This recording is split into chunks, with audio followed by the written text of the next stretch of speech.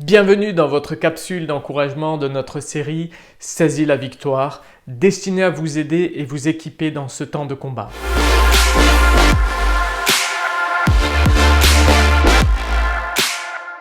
Comment concevoir qu'un soldat ne s'équipe pas lorsqu'il part en guerre?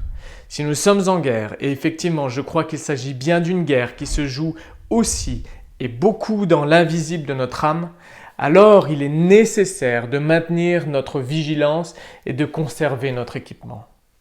Le déconfinement arrive, il se profile.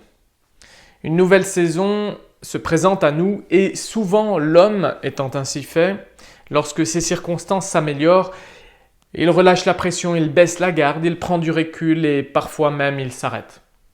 Peut-être que la région ou la profession dont vous faites partie sont encore impactées par des mesures de confinement, mais il est déjà temps de préparer la sortie vers cette nouvelle saison. Ne laissez pas un tempo extérieur déterminer seul les circonstances que vous vivez. Même si certaines choses nous sont imposées, la Bible nous invite à aller au-delà de ces circonstances. Le thème de cette capsule est « Garde le rythme, garde le rythme ». Dans Romains 12 au verset 2, nous lisons « Ne vous conformez pas au siècle présent, mais soyez transformés par le renouvellement de l'intelligence, afin que vous discerniez quelle est la volonté de Dieu, ce qui est bon, agréable et parfait. » J'aurais pu intituler cette capsule « Conformation versus transformation », mais ça fera l'objet d'une autre capsule. Comprenez-moi bien. Dans le temps que nous vivons, il est important de respecter les règles de sécurité sanitaire qui sont instaurées pour notre bien et celui de notre prochain. Mais la question de la conformation dont ce verset est le sujet concerne notre cœur ici. Dieu ne veut pas que la forme de notre cœur prenne celle du monde alentour et de l'ambiance environnante et dont la conformation se fait par angoisse, par peur du manque, peur du risque, peur du danger et peur de la mort. La Bible nous appelle à une transformation qui va nous amener plus loin qu'une conformation de notre cœur. Alors le cœur, c'est quoi? Le cœur, c'est le siège de notre intelligence, c'est la pensée, c'est là que les décisions sont prises pour agir, c'est le centre de notre âme. Tout être humain, croyant ou non croyant, est appelé à agir conformément à la volonté de Dieu. Mais pour y arriver, nous avons besoin d'une transformation de notre manière de penser. Un changement de saison dans notre vie revêt au regard de Dieu un caractère particulier, car il constitue un lieu de pivotement où nous pouvons réorienter nos objectifs.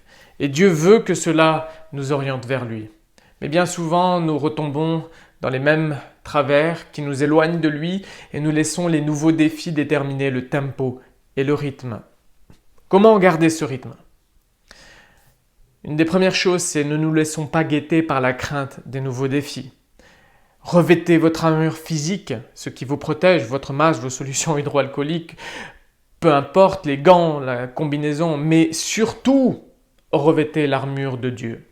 La Bible nous parle de l'armure de Dieu dans le livre d'Éphésiens 6. Cette armure n'est pas confectionnée par nos soins. Elle est délivrée par Dieu pour notre protection grâce à Jésus-Christ. Et cette armure protège le soldat que vous êtes, mais aussi le projet que vous représentez, c'est-à-dire vos familles, vos amis, etc. et tout ce que vous accomplissez. Le soldat qui est au combat sait qu'il doit se lever tôt et imprimer à son corps une discipline qu'il a déjà apprise au cours de ses entraînements précédents. Mais le soldat qui veut être victorieux, il se lève encore plus tôt, il vérifie son armure, il la renforce si elle présente des points de faiblesse, puis il la revêt de manière optimale.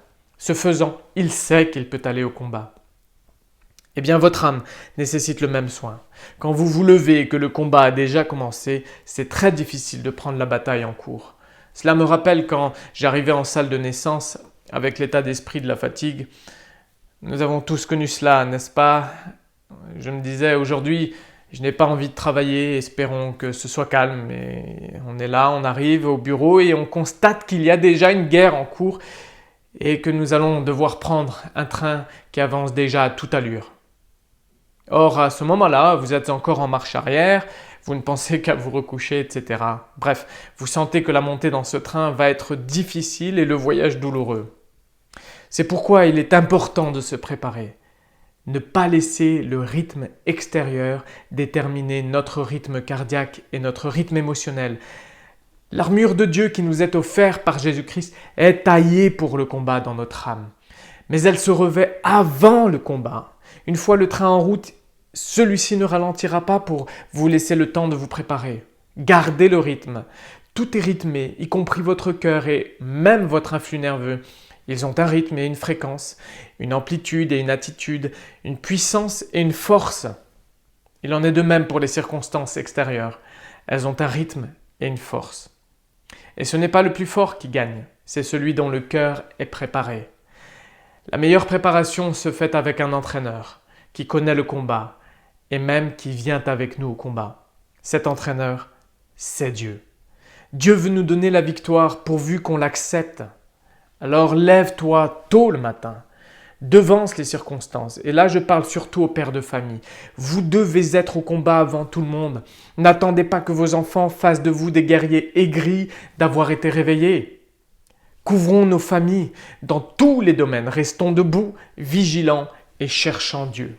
Garde le rythme, garde le rythme, garde le rythme. Que Dieu vous fortifie et vous bénisse. Nous sommes là pour vous. Nous prions pour vous. À très bientôt.